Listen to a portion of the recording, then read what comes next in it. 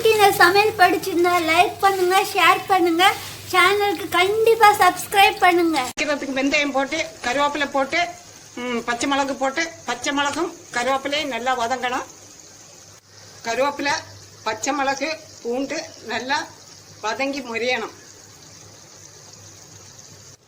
கருவேப்பிலை பச்சை மிளகு பூண்டு எல்லாம் முறிஞ்சாச்சு. இப்போ பெருங்காயம் போடலாம்.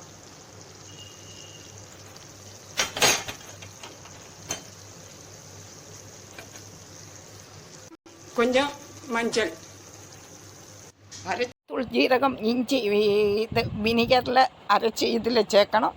அப்புறம் 15 நிமிஷம் இது பச்சை வாசனை மசாலா பச்சை வாசனை போக வதக்கணும். அப்புறம் இது வறுத்து வச்ச மீனை பீஸ் பண்ணி அதை போட்டுட்டு ஒரு 5 நிமிஷம்